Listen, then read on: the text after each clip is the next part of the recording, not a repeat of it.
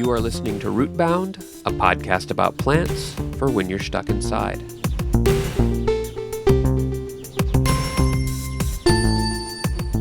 Ouch! This episode of Rootbound is brought to you by the genus cacti. Watch out, they're pointy.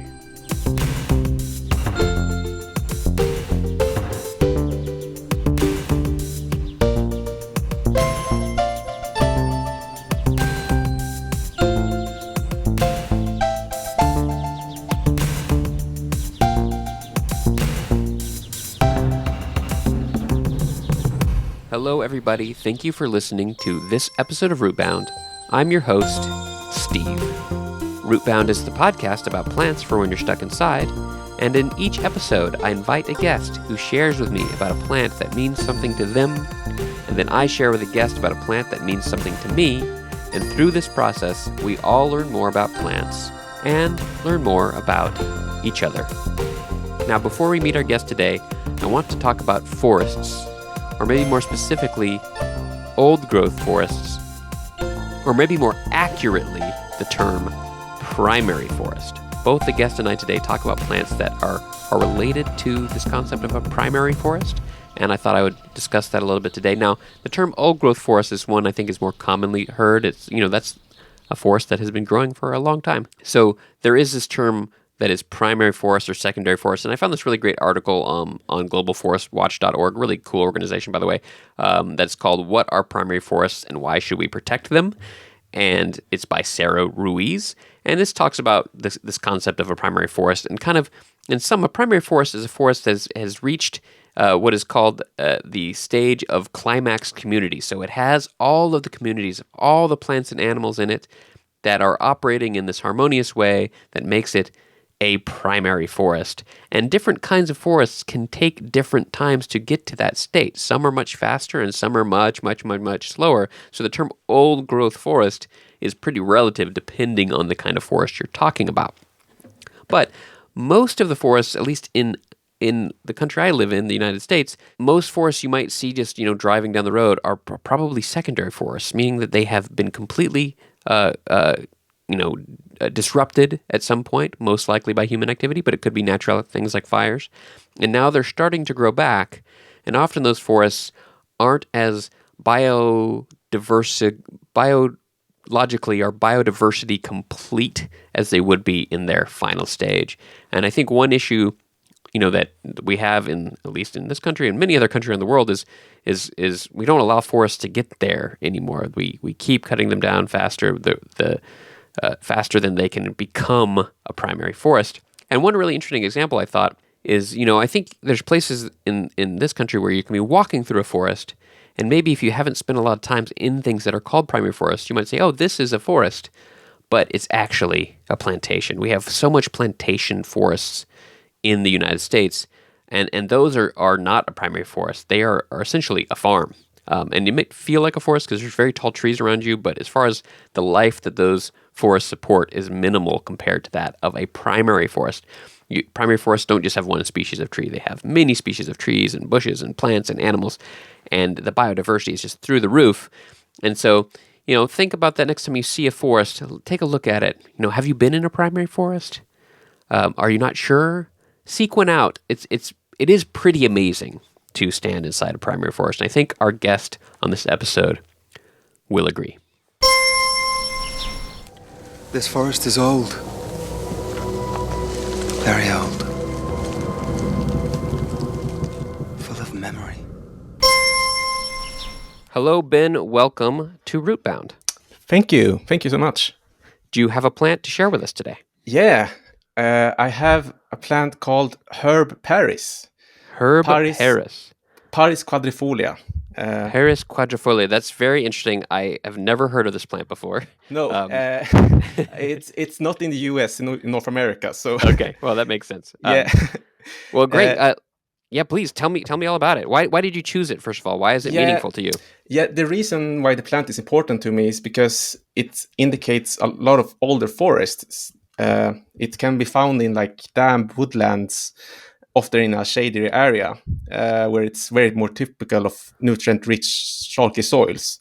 And generally, it's a very nice habitat to be in because it's It's since I live in north of Sweden. We often have more conifer forests. So deciduous forests are the main habitat for this plant. So I like this kind of. It's a bit exotic for me. Very interesting. So Yeah. yeah, that's I've never been to Sweden. I did live in Europe for a while, but I never Mm. made my way up there. I lived in Switzerland, which is the place that all Americans always confuse for Sweden. Yeah. But I've never been Yeah. to Sweden for some reason. But so yeah, my thinking of the forest up there is definitely coniferous. Yeah. But do you have deciduous forests in Sweden? That Yes. might be We a dumb have. question. We have like some. Often you can see quite big change if you go since it's a rather long country. So Right. when you go from the south up to north, the north is a bit. It's a big part of Sweden, but like Mhm. where I'm from, Härnösand normally, that's where generally the north starts, I would say. So you have there. It's often you can see the variation of more. We have still some deciduous forests there, but they are very not so much, but more like down in near Stockholm. There is more deciduous forest, and even down more to in the south, close to Copenhagen, Denmark. You have a lot of more deciduous forests. Fascinating. Okay, one more question before we get to your plan about forests Yeah. there. What is the predominant species in a deciduous forest in Sweden? Wow, good question. It would be like generally like a lot of birch trees and Birch. a lot of willow. I would say. Interesting. Very cool. Anyway, that a little off topic. Yeah, Let's talk about Paris quadrifolia or the herb yeah, Paris.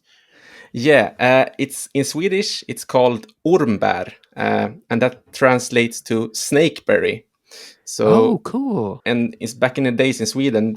It has a lot of common names, but this is the accepted name.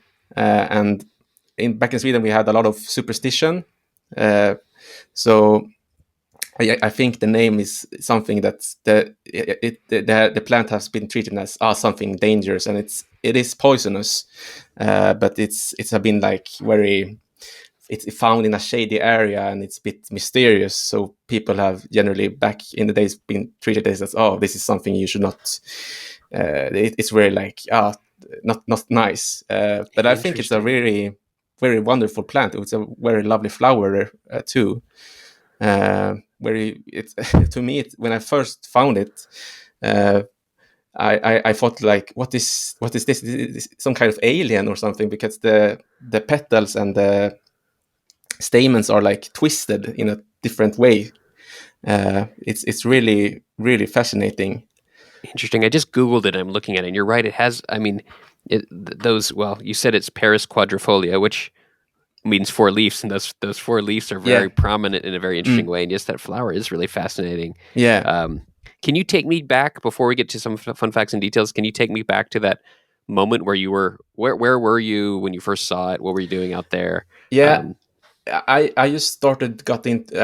I was just going outside in my local area where I live. Where I'm from, Härnösand, which is like 2 hours from Umeå, and I was just starting out botanizing for it was have been 1 month or something like that. I was walking around and I saw a lot of blueberries and the common stuff, and then something pops up and I became I should have seen this before because there were a lot of, they were growing like a lot of them. So I found a lot of plants of this strange alien looking type plant, and I normally when I try to identify plants I like to use a key. So you ask different type of questions in a questionnaire. Is this plant grows there, or does it have these kind of leaves, or is this flower like this? And then you can come out. It's this flower. Cool. Are you doing that? Is that like a website or a book you're using, or how you? I'm using a book, the Swedish field guide for flora. Oh, cool. Yeah, there are different type of versions, but I think this is the best beginner friendly, because there's one which is more heavy, like with very different terminology, and it's yeah. Yeah, so I it know. is. I'm trying to learn that kind of botany terminology myself, and some of Yeah. it is quite confusing. Yeah. Yeah, so I got it. I took it home and I photographed it, because I like to I use iNaturalist too, Yes. just to get it confirmed that I found it. But I like to key it out first to be sure and learn something about the different the parts of the plant and morphology. So you were like in the field with the book, and you were like, Yeah. okay, I have identified it using Yeah. this book. Exactly. Cool. It's something I can really recommend. I'm sure that you have some similar kind in US. That's it's a really nice hobby, just to be out in the field and talk to yourself. Is it this plant, or is it, use your hand lens? And I love it. It's really nice. You know what? I should do that more. I have a couple field guides like that. I take the modern shortcut too often, which there's a couple apps that use an AI to Yeah. identify plants, and they're actually amazingly good. Sometimes Yeah. they're not right, and I have to learn Yeah. my app is wrong. But I think that is a good challenge to do it the old school way. I should try that. Yeah, I mean, they complement each other very good, because you can like look in the floor in the field guide too, then, and they read more, and so I think it's both of them are good in different ways. Indeed, indeed. Well, that's cool. So, and then after you found the plant, like, what made you fascinated with it? After you identified it. The fact that also later, in like when it got the fruit, it was like one single berry, and it looks very similar to blueberry, uh, and we have a lot of blueberries in Sweden. So and then I read that it's poisonous too, so I was like a bit shocked too about it. Normally it gives stomach ache, like, but I wouldn't recommend uh, trying it. Interesting. I saw that in the picture too of this very fascinating. This one plant that just has one Yeah. little berry is Yeah. pretty fascinating. Yeah, it had been used like back in the Middle Ages, for example. I saw as a they made the use into to wine, and and they believe that it was used as a aphrodisiac. Wow. But I'm not sure if stomach aches is just something to be. Yeah, it's very strange. Wow, that's fascinating. It'd take a lot of collecting to make enough wine, one plant at a time. Yeah. Yeah. Fascinating. Very interesting. Well, yeah. Let's get into some other fun facts and dazzling details. Like, what can you tell us about this plant? Yeah, it was also used to against rabies also in the past. Whoa! Because it has some type of narcotic effect.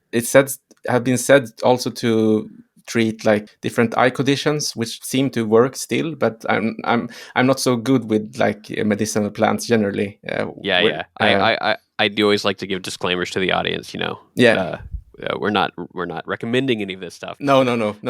But No. the historic uses is always interesting. Yeah.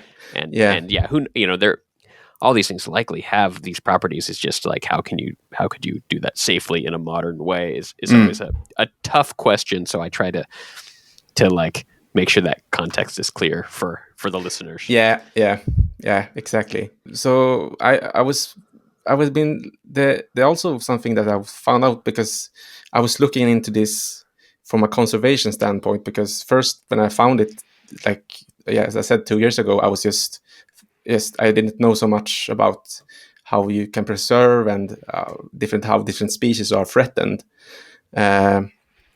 So it's as I said, it's a common plant, but according to the Swedish Forest Agency, it's a indicator to high nature values in Sweden. Like a plant indicator can indicate they're not like on the red list. I will get to that later, but they are practically useful for locating and distinguishing areas with high nature values.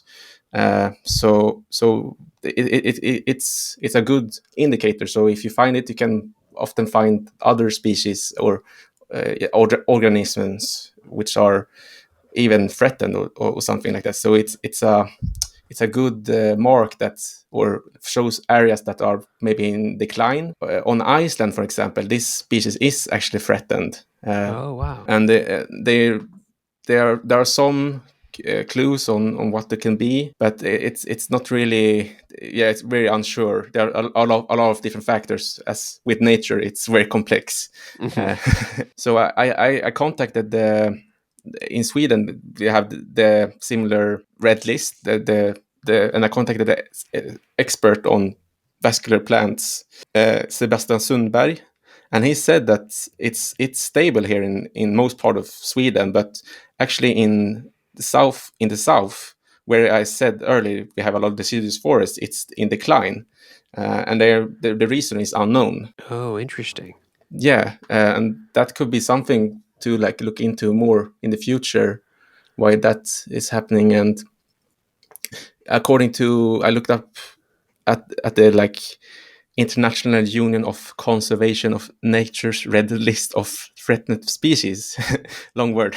Yes. IUCN, yes. Yes, and some potential threats that are to them are invasive species, for example, as as this plant is a like slow colonizer, so it takes time for it to grow, and other species can like outgrow it. And then we also have some big problem we have here in Sweden, as you might know or heard of, the forestry agenda in Sweden. It's really bad.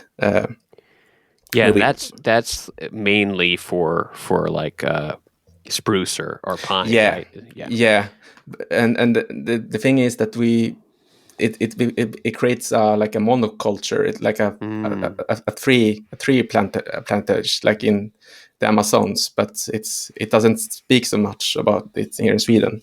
So Yeah, that's really interesting. And so is that a situation where there's like forests, deciduous forests that have been replaced by these monoculture yeah, pine yeah, forests? yeah, a lot of very nice deciduous forest, or like you can say mixed forest, which has both some conifer trees and some deciduous trees. A lot of fine forests have been cut down. Like if I remember correctly, like 90% of the forests in Sweden are a lot of they're not natural forests, like Oh, old wow. forests. So it's it's a bit depressing, but it's Yeah. something to work for as well. Yeah, so that's interesting. I wonder, just this is some logic, and might just be assumptions, but I'm thinking of if you want to grow trees, you're probably better off growing further south in Sweden than you are further north. Would that be correct if you're trying to do plantation? Yeah, I would say so. Although we have close to where I live, there is a arboretum. I haven't been there, where they have somehow managed to get some very different type of species of trees. But I would say generally, from the speaking from a zone area, so it's easier to plant different like mixed forests in the south. Yes. Yeah, they grow better with the more light and I guess the Yeah. slightly warmer temperatures. Exactly. Longer growing season. So I guess going back to your herb, Paris. Yeah. You would imagine places where it's threatened is also a place where probably the driver to grow more plantation trees is also there in the same areas. Yes, exactly. That's something, because it's very complex, because we manufacture a lot of paper in Sweden and we export a lot. So, but also as we know, biodiversity is so important for the whole planet and for the species wise. I like to think of not always think of what does this species do to me. It's for me it doesn't matter. I just like seeing them for what they are, and that's why also common species, not always threatened species, because as I said, these species could be in decline in the future. So it's important to also look at these plants and see what kind of areas they grow in and why they should be protected. We'll always have Paris. Well, very, very good. Thank you for sharing about the herb Paris with me. Do you mind if I share a plant with you? Absolutely. I'm looking forward to hear. Okay, so when I was talking about when you mentioned forests in Sweden, the one thing I was trying to probe for a little bit, but I didn't want to get into it right then is, and I'm going to kind of go off at a different angle here, but I'm just curious, what's the situation with oak trees in Sweden? Are there oak trees in Sweden? That's also sounds dumb. Yes. No, we have oak. Not so much in the north, in where I live, but although I have found some oak, some very small oak plants in forests where they are believed to have been spread by a bird. I don't remember correctly what kind of bird. Fascinating. And it's the normal oak, Quercus robur. And that's the common oak in Sweden? Yeah. Cool. That's really fascinating. Yeah, I just never thought about that. It's just, you have this image of Sweden and you think about coniferous forests, and when you were talking about timber, if I go to Home Depot, which is our big do-it-yourself store here, there's a whole section that's just full of Swedish timber. So sorry for that. Yeah, yeah, it's been a long time of harvesting forests. So it's yeah. But anyway, so the plant I chose is also an oak. And before I get into it, I this is not going to be the oak episode. I've realized I have at least 3 or 4 other oaks that I probably could have explained why they're meaningful to me, because they're such interesting trees, and each one. So I could just do an oak episode, but this is going to be about a specific oak, but just a little bit of general oak stuff for the audience. And I'm sure you know this stuff, but you mentioned already the genus name is Quercus, which I always thought is a fun. I think that's a great word. Yeah. I wanted to look up what that meant, and I guess it's from a proto-Latin language that just means oak. Which is cool. What's the word for oak in Swedish? Ek. Okay. There's probably some. Maybe there's some well, maybe not. I was wondering if there's any etymological link to Quercus in that, but maybe not. Not really sure. Yeah. Cool. So a couple more just general oak facts. There are over 500 species of oak in the world. Wow. But nearly half of those are in North America, which I thought was really fascinating. And in Mexico alone, there are 109 endemic species of oak. Wow. Which I thought was super fascinating. Wow. But my oak is none of those. In fact, my oak is the most common oak in North America, or at least in the United States, actually. And it is Quercus alba, or white oak. White oak, okay. Yeah, and this is the most one of the most common trees in the eastern half of the United States. Wikipedia says it, quote, "It is one of the preeminent hardwoods of the eastern and central North America." And so, if you go to any deciduous forest anywhere kind of in the eastern part of the United States, you will see lots of white oak. And I live in Northern Virginia, and it's definitely everywhere. Very big tree. Wow. Just for me, it's the classic oak tree. When for someone, I think it might look a little different for you, but for over here, that's like the oak, white oak. Red oak is also about as common, and then there's a bunch of other kinds of oaks. So I read at least 90 species in the U.S. alone. But Quercus alba, or white oak, is the most common. Okay. It is called white oak not because of anything of how the tree looks, but the wood is quite not really white, but very light color wood, and so it is a very common lumber species as well for hardwood lumber. And is there a reason for why is it some chemistry behind it, or is it just? That's a good question. I'm not sure why the wood is lighter than other oaks. And it's not a huge difference if you put a piece of red oak and a white oak next to each other. Like, you're not going to be like, that's red and that's white. It's just like slightly whiter, maybe slightly orangey-ish or redder. But it is a nice. It is just a nice wood for it doesn't have a lot of other physical characteristics to it, so Yeah. it's pretty good for like lots of different uses. It also, I forget the word for this. I had this written down and I lost it, but something about the way that the cells are enclosed makes it very water resistant. And so it's used at one of its actually main uses, well, not main uses, but maybe more prominent uses is for making barrels. Oh, okay. Oh, that makes sense. Yeah. In fact, I think most French wine barrels are actually American white oak because France does not have as much oak as it did, Ah. pre-colonial New World, Yeah. and the story with European forests. They've been Yeah. used for a very long time, and so some of the species are less common. But we still have big areas of forest. I mean, we have problems with deforestation here too, for sure. But it's just a big place, and so there's still lots of white oak. Yeah. And so I think that audience, correct me if I'm wrong, but I think the majority of oak barrels in France are American white oak barrels.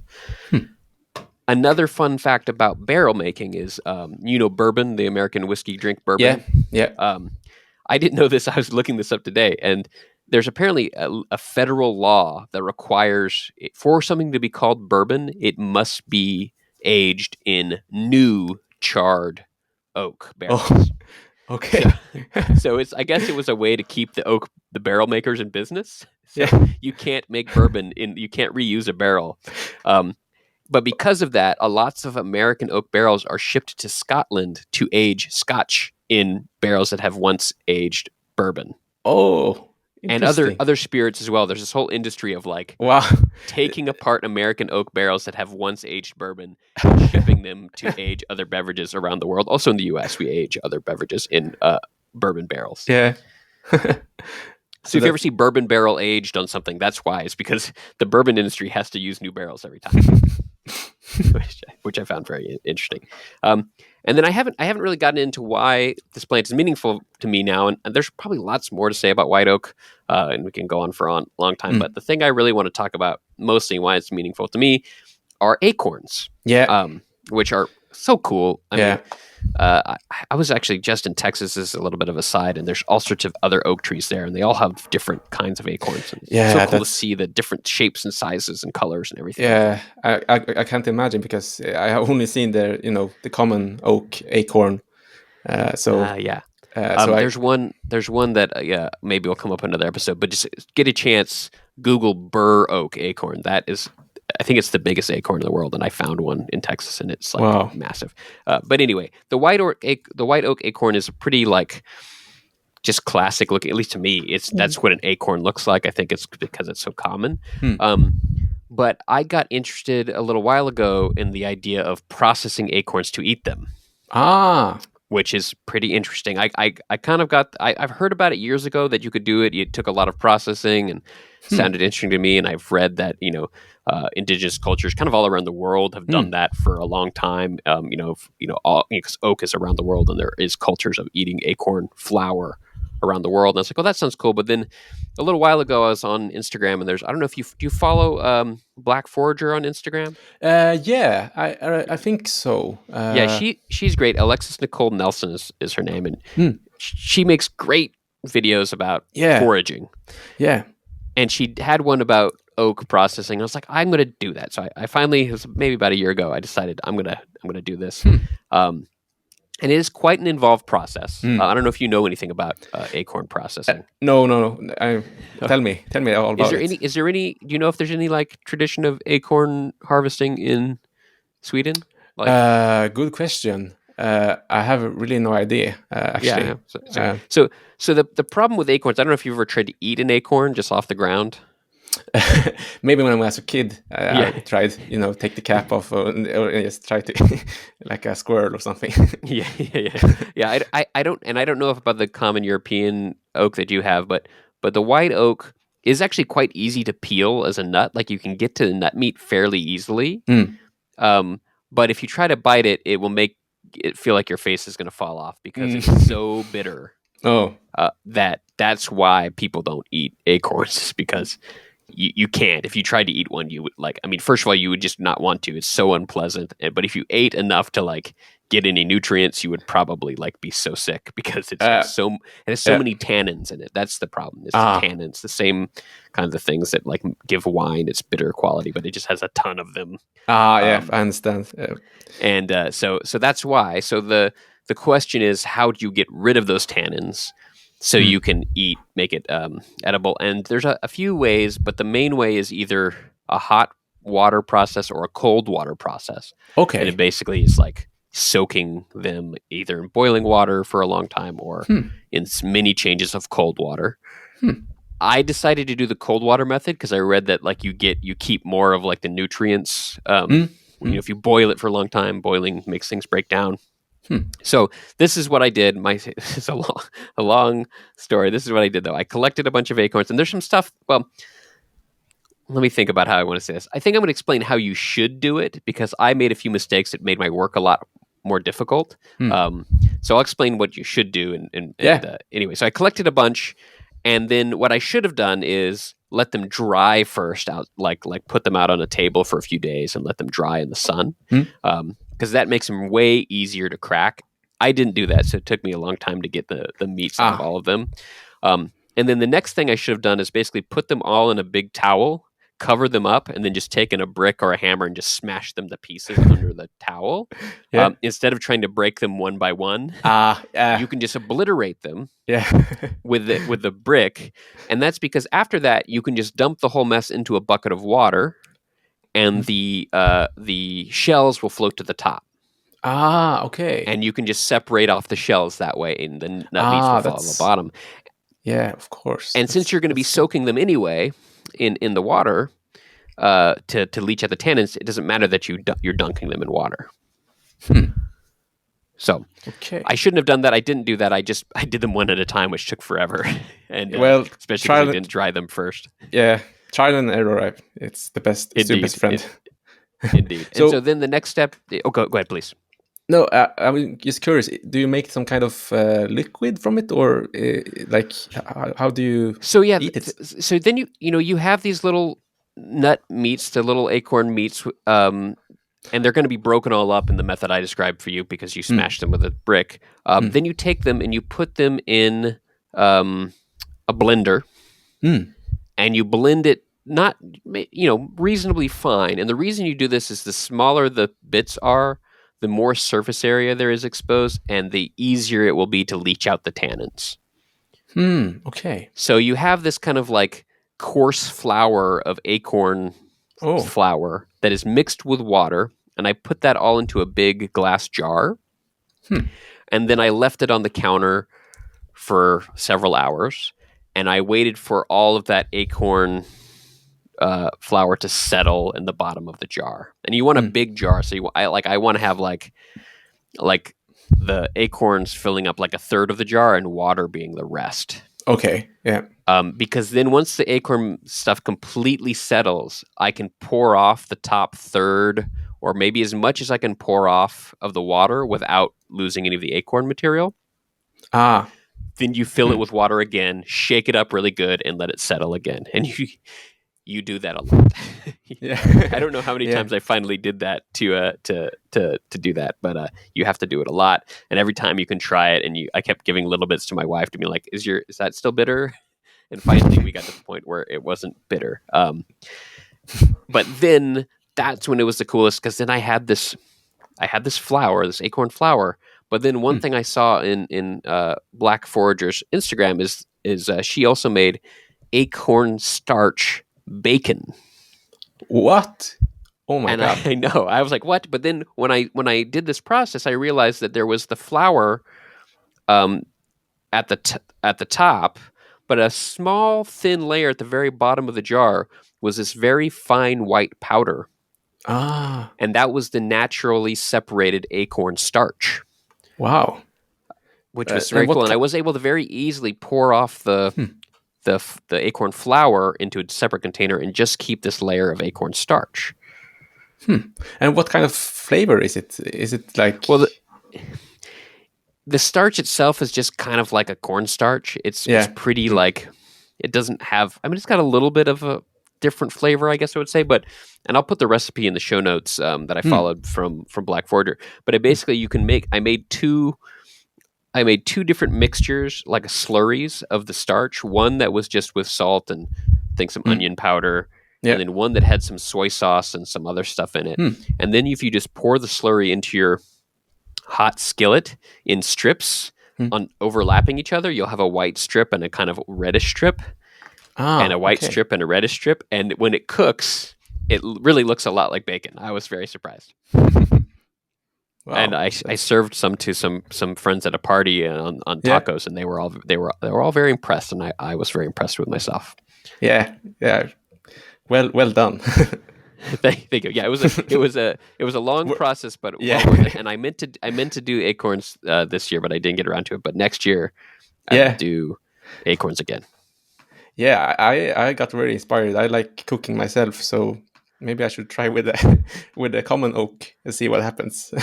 Yeah, theoretically, as far as I understand, you can do that with any acorn. I don't think there's any. Okay. Don't quote me on this, audience or Ben. I don't think any acorns are toxic once they've been leached. Different species have different levels of tannin, so that's another thing. I got lucky. The first year I tried this was a mast year for white oak. That's actually one thing I meant to talk about. The term mast, or for like fruit masting. Are you familiar with that term? I think I heard of it, but yeah, I heard of the word, but yeah, and I don't know the quite like terminology, but a mast year for white oak is basically every few years. Different species will have a mast year, and that means so the year I did it was white oak, and that means every white oak tree around me produced just massive amounts of acorns all at once. Yeah. But the other oak trees weren't doing that. The other oak trees had just like smaller amounts of acorns, and that's this strategy that a lot of plants use, especially particularly nut bearing, but I think other fruits as well, where they will not produce a ton of nuts or in several years, but then one year just produce so many. And the idea is that you overwhelm the animals that are trying to eat your seeds so that some are going to make it and actually sprout. If you just put out a small number every year, the squirrels are just going to eat them all. But if you can just produce so much, and that's a great year to shoot, if you want to collect acorns, if it's a mast year for a particular species, those are going to be the easiest ones to find. And I had a white oak was the year that I tried. And luckily for me, white oak is apparently one of the least tannin containing oak seeds. But it was still very tannic. So I might try again with a different one and see if my experience, see if I should soak them for way longer. We'll see. Yeah, I just looked at the picture of the bur oak. It was nothing else. I would never seen it as an oak. Yeah, you feel like a giant holding, or you feel like you're a hobbit holding up. That very big one. It's incredible. Yeah. Well, yeah, that's my story about white oak. If you ever come over here and you go to a forest, you will definitely see it. Wow, perfect. I need to come to North America or US. Then indeed, you're welcome. I'll give you a forest tour. We can try to identify some plants. Cool. Before the end of the show, I just wanted to pay respect to a specific white oak tree, and that tree was called the Y oak, which is W-Y-E is the name, oak, not W-H-Y. It's called the Y oak because it grew in the town of Y Mills, Maryland, which is actually not too far from where I live. And the Y oak, according to Wikipedia, was the largest white oak tree in the United States from 1941 until its demise in 2002. At its height, the Y oak tree was over 96 feet tall. That's 29 meters for those of you who use that measurement. So quite a big tree. There's some really awesome pictures of it you can find online. But yes, unfortunately, in 2002, a big storm knocked it down, and it completely fell over and died. But it was quite a magnificent oak tree. I wish I could have seen it. It fell over before I even moved to this area. But I think one interesting thing about trees and this oak tree is that its legacy lives on. So one really cool thing is that the state of Maryland, when it fell over, had a program to give pieces of the wood to artists from the state who turned the pieces of the Y oak into really cool, different kinds of art. And then also, they did propagate the Y oak. And there's several, young, essentially clones of the tree in other places, including they planted one within the trunk of the original Y oak. So there's a new oak growing in its same place that is essentially the same, it is a daughter or son, however you refer to that for trees, of the original. And, maybe in about another 450 years, which is approximately how old the Y oak was, it will be as large and as mighty as its mother tree. So anyway, here's to the Y oak. Hope to go visit the offspring someday. And thanks for listening to this episode of Rootbound. Love grows on the white oak tree. Sugar floats like candy. Top of the mountain shines like gold where you kiss a young fellow so dandy. Love grows on the white oak tree. Sugar floats like candy. Top of the mountain shines like gold and the money floats around you so handy. Dream, dream, dream, dream under the white oak tree. You dream, dream, sweet dreams enough for you and me. Love grows on the white oak tree. Sugar floats like candy. Top of the mountain shines like gold and the money floats around you so handy.